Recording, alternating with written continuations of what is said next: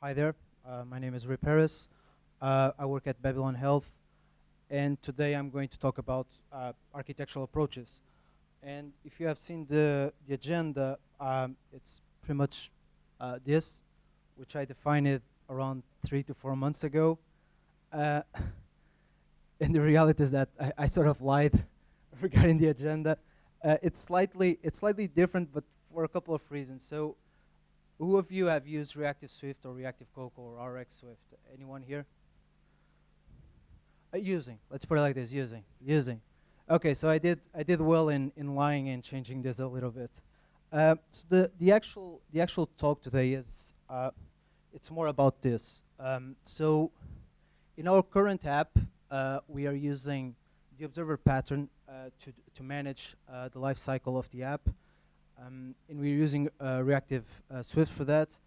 But the reality is most people won't use Reactive Swift or RX Swift because it's quite a big dependency. It takes a while to get used to it, and the reality is you just really need the observer pattern to make use of it. And the second topic is MVVM plus flow controllers. It could be MVVM, but it can be MVC. It doesn't really matter. But the conceptual idea here is you really stop putting the navigation inside your view controller. So if in your view controller you tap a button, it's not your view controller that is going to tell you to where you're going next. So that's what we're going to talk about. And I think overall it's a pretty better agenda in my own opinion, because most of my talks during these years has been reactive, mostly about reactive Coke and reactive Swift, and I always had that dream of people on the next day using the dependency on their own project, and the reality is most people won't. So let's see if this time I can convince you of using this on Monday. So I'll demo this. So I'm actually trying to see how many times Xcode is going to crash, so we'll see about that. Okay. This is not going to work.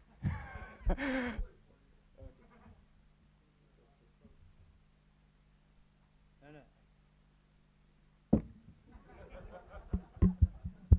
That's good. That's good. Okay. One. One. Okay, it's all good. Jesus Christ. Okay, so I will start with implementing the observer pattern, and it's really simple. I mean, the implementation is like, I don't know, 30 lines of code or so. And the idea here is you have an entity that you're going to observe, and you're just going to send events to it, and that's pretty much it. There's really not much else in it. So it looks like this. Var, it has handlers, and the handlers goes from an event to void, and it has an array of them,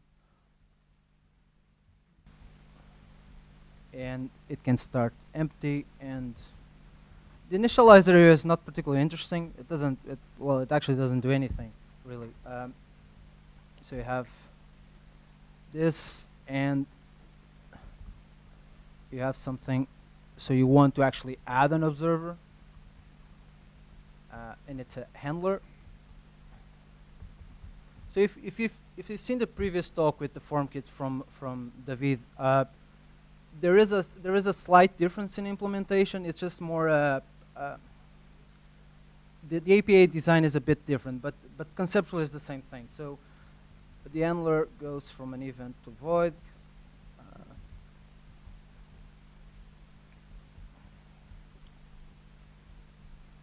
And on the handlers, private.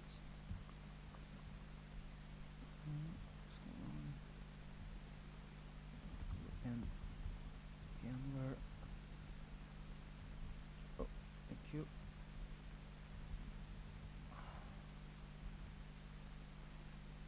Okay. It's still complaining, but I'll let it complain. Oh, it needs to escape. Okay, so conceptually it's this, but this, I mean, this doesn't do anything, right? So let's make it more interesting. So we're going to add an extension on the signal, and the signal by itself has a struct, which is an observer. And in the observer by itself, it will take a signal, and we're just going to keep a strong reference to it, because the reality here is you want the observer to hold to the signal, because otherwise it doesn't really make sense. And I'll tell you why it doesn't make sense when you have the full picture. And this can be private, let, signal. Yeah, this, send. And then what you basically have is you're sending values, right? So it's an event. Is it complaining? No? Okay. And you go into the handlers. Sorry. Signal handlers. And for each. And you just going to pass the value. Is it happy? I think it is. Okay. Okay. This is still not that interesting by itself, but it's something. So now what we have is we have the reader here on top, where you just observing and you want to understand what's happening. And here you're just pretty much just sending values around. So now the trick here, and this is really the separation between what I have and what David showed you guys, is that I really want these two things to be separate. I really want a reader and I really want a writer. I don't want the same entity to do exactly the same thing. So I'm going to call static a func called make, and this comes from Reactive Swift. It's just again implementation, a design decision. And what we want is we're going to return an output and an input, and the output is the signal, and the input is the observer. And you just create the signal, and you create the observer.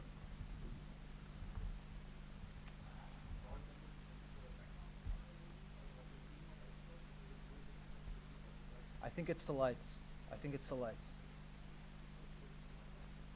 A more intimate.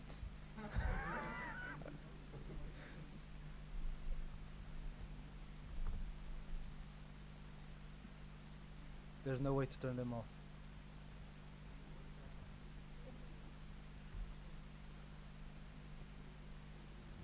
Oh. No worries.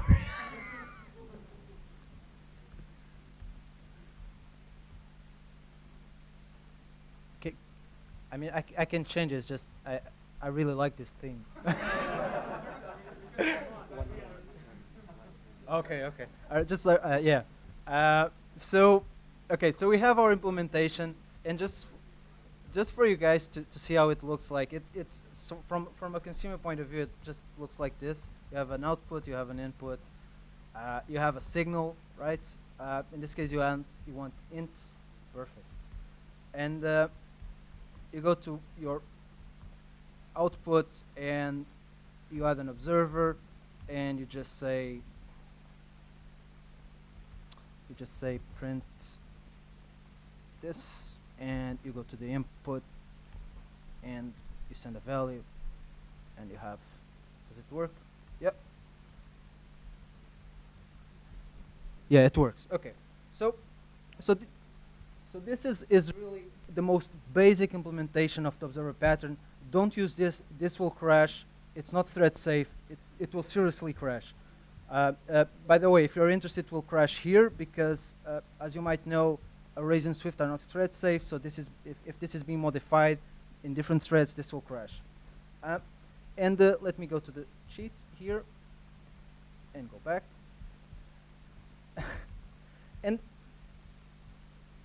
the thing is, if the idea of the life cycle, and this is, I mean, you might not use this a lot.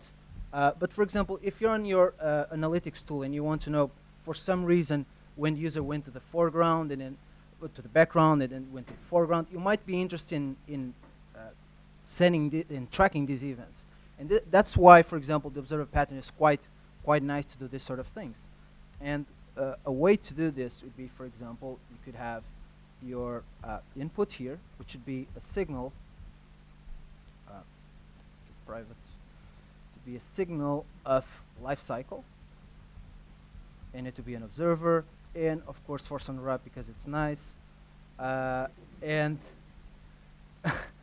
it's what we have, guys.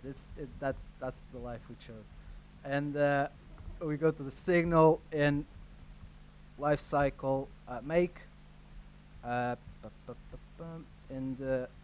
I mean we just go to the input, and we assign the input, and the good thing here is that you then can just say, hey, the application has started, and I'm just going to send the value, and I'll send did finish launching, and on did became active, you'll do the same thing, and that's it. Okay, so this is, and then the interesting thing is you pick up the output and you just send across your app, and that's it. And okay, so this is the first theme of the talk. So let's get back to this. And again, the idea here is just the observer pattern. It's very simple. It allows you to separate who's the writer, who's the reader, and pretty much just pass information across the app. Breathe, it's important. Okay, so now MVVM and flow controllers. So the concept of flow control, I first saw it by this gentleman. You might know him from Twitter. I'm going to butcher his name, Krzysztof Zablowski, Merowing _ on Twitter. And the idea of flow controllers is really to separate who decides where your app should go, right? So in the example that I'm going to write is, you have a groceries list, right? You have a bunch of items, and you want to add a new one. And a lot of times what we do is we pick up that specific routing and we put on our view model, or we put inside the view controller. I guess that's fine, but we can do much better than that. So let's go back to the demo. This has already been done. Let me clean it. Yeah. Okay. Now we're going to start we're going even further than what he suggested. So what he suggests is a view controller, a view model, and a flow controller. But let's take a step further, because the problem is that the flow controller knows about your view controller, right? It needs to know from where is the origin. So if you want to present a new view controller, you have to say view controller dot present modally, or if you have a navigation controller, you have to do self dot navigation controller dot push view controller. And the problem with this is that you really have to expose these entities, and it's not really what you want. We can do better than this. So let's start with something that we created internally at Babylon called a flow. And a flow is pretty simple. So it's just basically a protocol which has two methods. That's it. One is a present, and you pass a view controller, and it's going to complain because I didn't import UIKit. And the second one is animated. And the second one is dismiss, right? And you just say animate. And that's it. This is your entire API, no associated types, none of that stuff. Really simple, just a present and dismiss. And now the trick here is that when you're creating your flow controller is you want to pass these flows around. And the flows really are just an abstraction on top of your navigation controller or your view controller. So let's do exactly that. So we start with an extension to UI view controller, and we create something that is private, and it's a struct, and it's called a model flow. And the model flow, again, it's very simple. It takes a view controller as an input, and yeah, that's pretty much it. It takes a view controller. And it's optional because it's weak, and view controller. And because it complies with the protocol flow, I mean, I guess you know where I'm going with this. So you just basically, you want to present your view controller, animated, and, well, nil. And you'll see in a minute why I'm putting nil. And also, dismiss, self, the controller, well, dismiss. Again, not really interesting so far.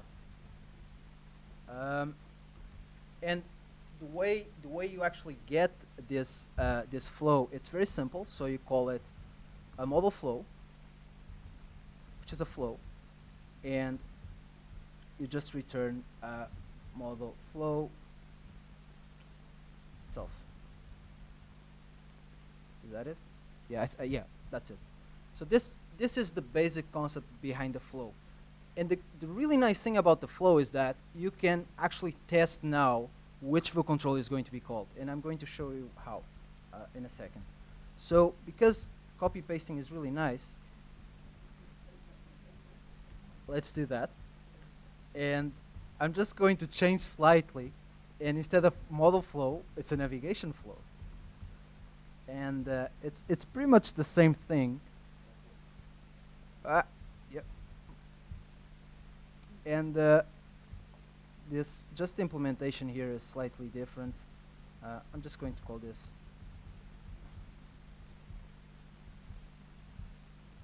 And when you're presenting, again, as you might have guessed it, you're just pushing, right? And now you might have realized why the completion block is nil here. Because the idea of this abstraction is to find a common ground for both things, for presenting and for pushing. And because pushing doesn't give you that, well, you remove the other one as well. And finally, you navigation controller, and you pop animate it, and navigation flow, navigation controller. Is it running? Is it? Yeah. I think it's silver. Okay, that's good. So now we have this basic, this very base. Let's now start to build our screen. And if you're using MVVM or MVC again, it would be pretty much the same thing. You start with, of course, a view model. So you have your groceries view model. And you also will have your groceries view controller. And you're also going to have your groceries flow controller. Yes. You can take pictures. It's a cool man.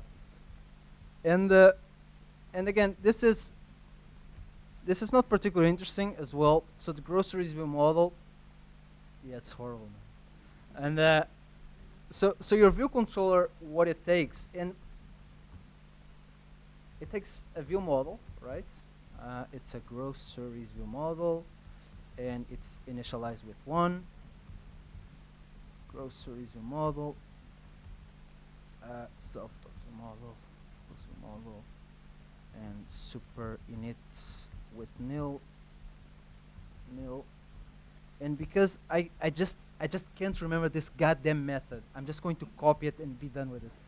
Okay, because I really have to provide it. Okay. So this is done. This is done. Okay. So now, so this groceries view model has 2 things. So the first thing is it's adding grocery, right? So again, your view controller still talks with your view model. Again, the view controller doesn't really know about the flow controller. It doesn't care about that. So it still talks with your view model. So you have this particular method for adding a grocery, and you have one that is show detail. And show detail, I'm just going to pass an identifier so it's the identifier of the grocery you just tapped, right?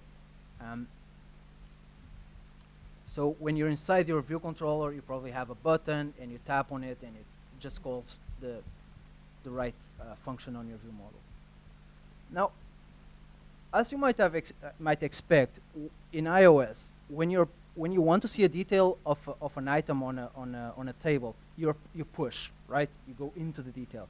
And when you want to add something new to the table, you're probably going to add with a button on top right corner, and it's going to be presented manually. So you have both things on the flow controller. So you have your model flow, and you have your navigation flow. And both are private.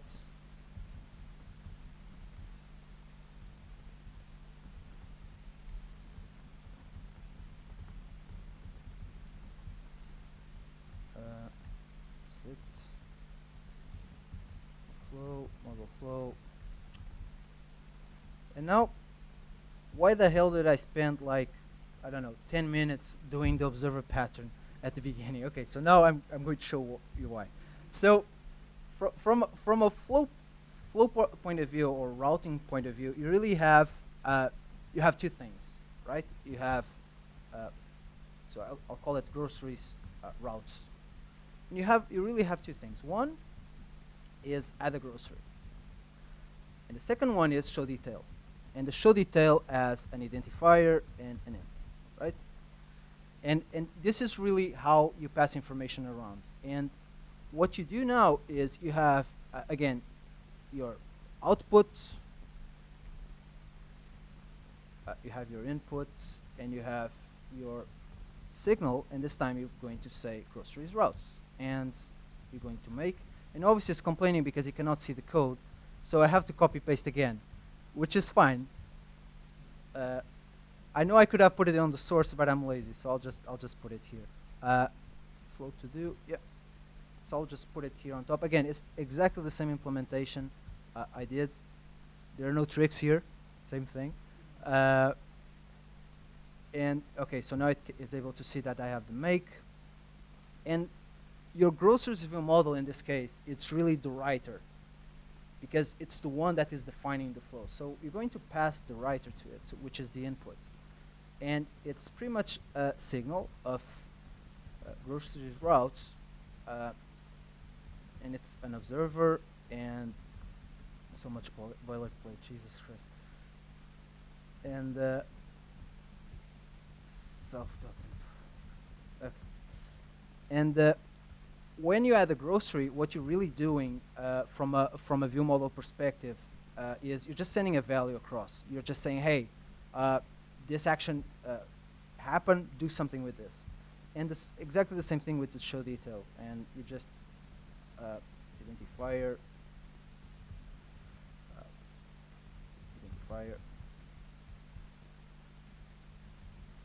yeah, okay.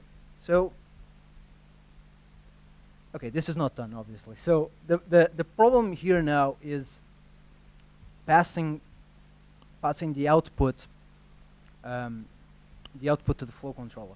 And we can do this in a couple of ways. The way I prefer to do it, because I'm used to reactive Swift and reactive Cocoa, is what I'm going to show you. But what you might be tempted to do instead is just to pass it an initializer, which I think it would be fine. But let's check. So you really want to observe, right? So I'll call it output again. It's fine, and it's a signal of groceries routes. Okay. And you output, and you want observer, and now I'm going to create a private function, because it's important to keep these sort of things private and be very explicit about it. And it's an event, and it goes from a groceries route, well to nothing. That's pretty much it. And you just put here handle. And what you do here instead is now you just switch over the event, and you do all the funny things like printing, which is nice. Just for now it's enough. Am I missing something? Yes, the flows. But there's a problem with the flows in this case. I'll explain in a second, because, and I don't think I have time, or do I? Do I have time? Okay. So the problem with the flow is very simple. A flow needs a navigation controller or a UI view controller. And right now you don't have that. But you are right. At this point, you should say model flow presents, and you pass your view controller and the animated. But for now, let's keep it commented. And the same thing here, you're going to print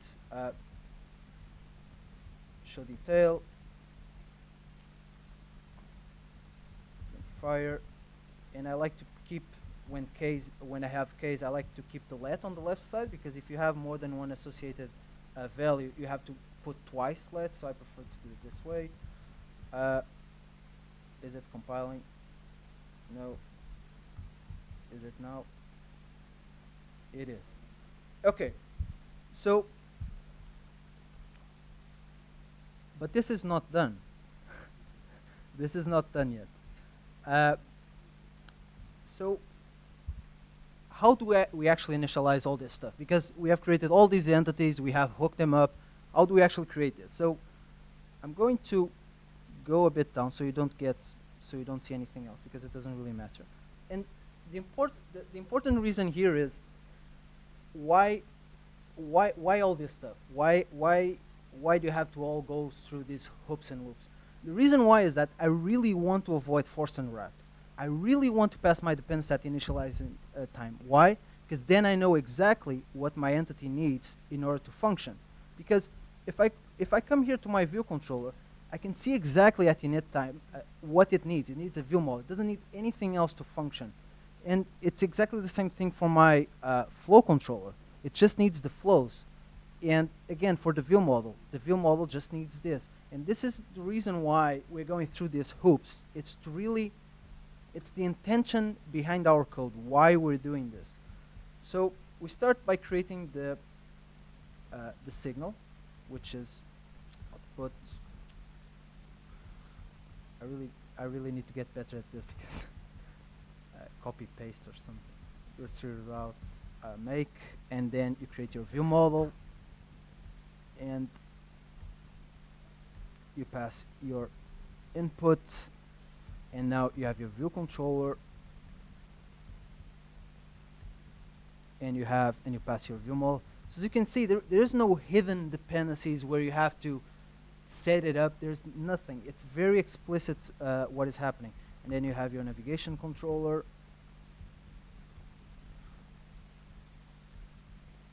With the root view controller. And now it's the problem, right? The flow controller. And the flow controller,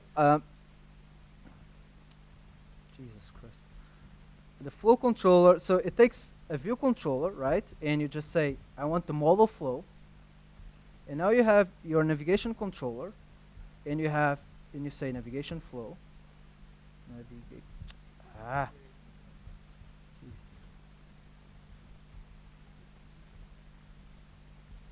Okay. Obviously, this is not working, right? Because the problem is that the flow controller is not observing anything. So you go to your flow controller, and you observe the output.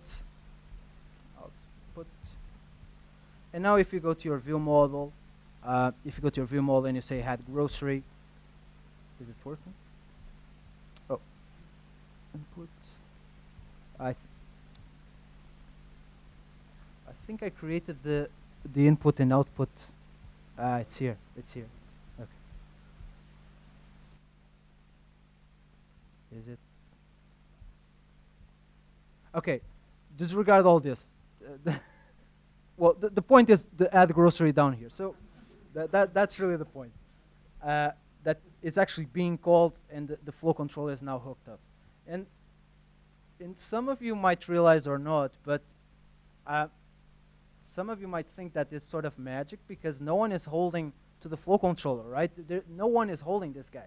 This guy is just in the void. Actually, it's not. And the way this is done is, so I'm going to describe how is the dependency happening. So you have your view model that has an observer, and your observer has a strong reference to the signal, and the signal has a strong reference to the flow controller. And you can see that happening here. You see this handle? This handle is actually an implicit self here. So this is well, it could become a retained cycle if you're not careful. But we are, so it's fine. again, I think there is pros and cons with this approach. I guess the con here is really you're not really seeing where the holding is happening, or is the referencing is happening.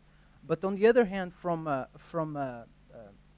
screen creation perspective, it becomes very clean how you define this sort of stuff. So because you're probably thinking I'm lying, I'm going to prove I'm not. So, and because playgrounds are very curious ways of dealing with memory, I'm going to do an experiment. So this Swift file here has all the stuff that I created, all the stuff, just with one added point. It has a initializer, and I'm just printing when something gets deinitialized, just to prove my point. And what I'm going to do is I hope this doesn't break. Of course it's going to break. Okay.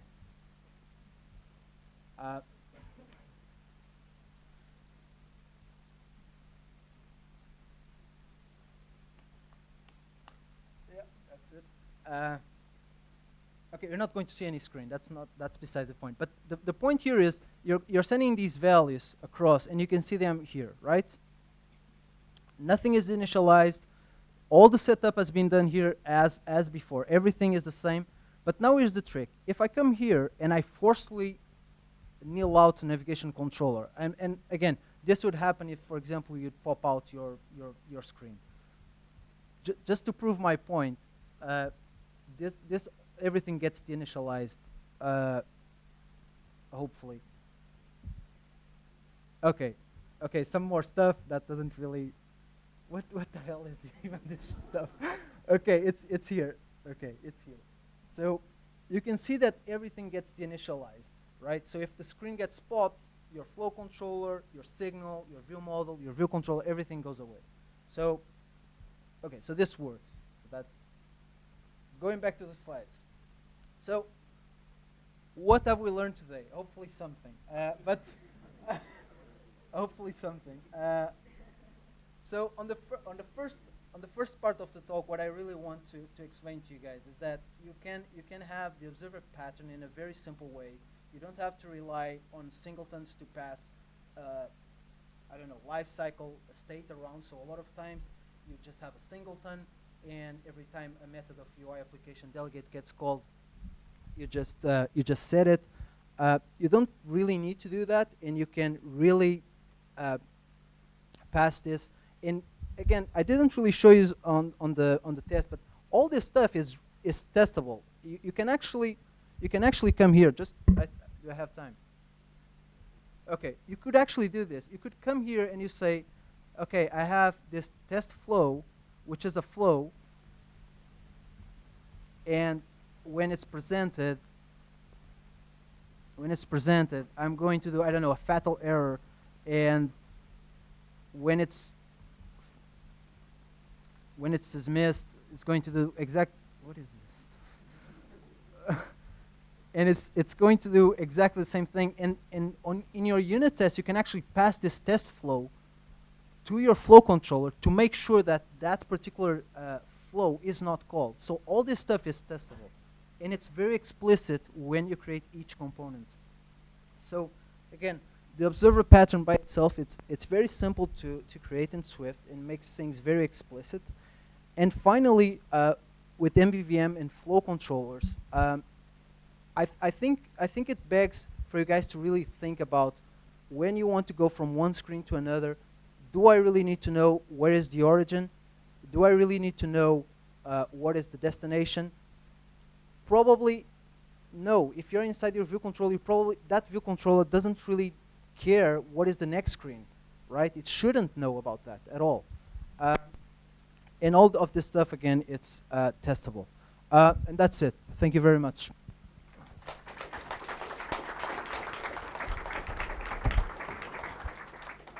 So at the bottom is my theme, because some people ask me, and the font is Fedora Code. Any question? Yes, please. So you have this observer pattern, right? Yep. So is it used for binding? Can it also be used for bindings? I mean, it kind of works like binding, right? Okay, so on the third link, I have recreated this observer pattern, which is thread safe.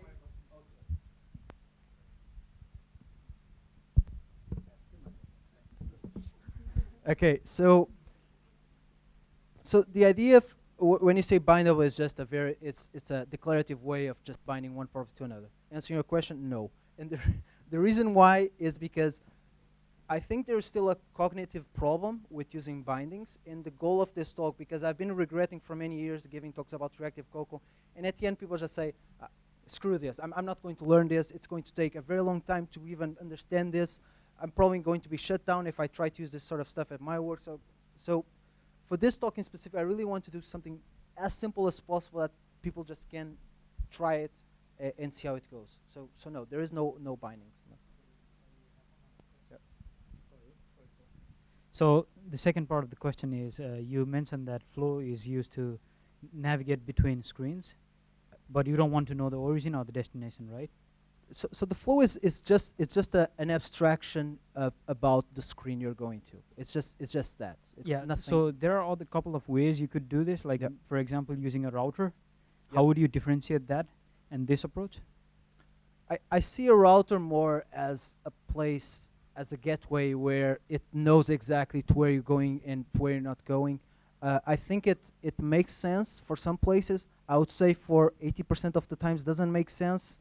If you are in a screen, for example, the groceries view controller, and you tap that button, I mean, you know you want to go to the add groceries. There is, I think a routing system makes sense when you have push notifications, when you can receive anything, and you want to route to a specific screen. I would say, but Yeah. but it's a very fair point. Okay, thank you. We're also going to open source the flow in January. With the forms, exactly, both of them. Any more questions?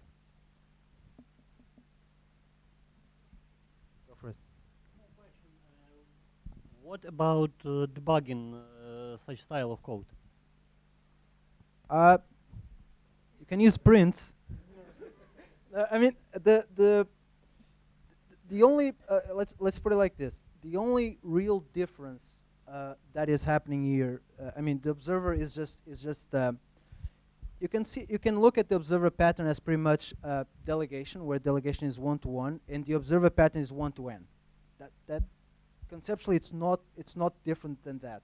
And debugging,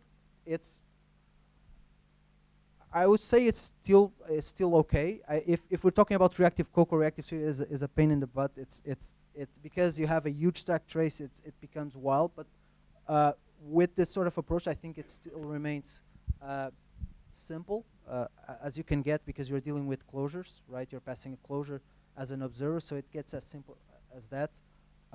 Yeah. You can always use print if it doesn't crash Xcode.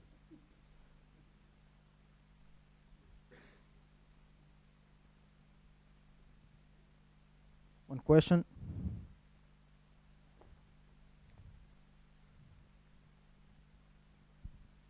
How do you stop observation?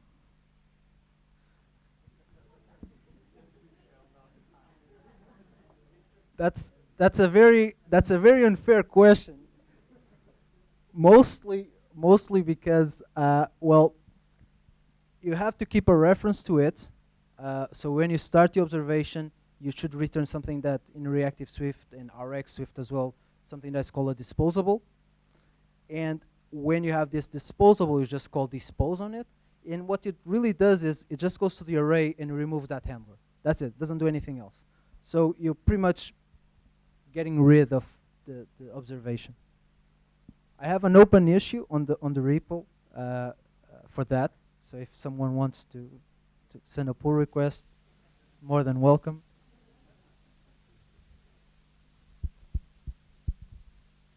Okay, thank you very much.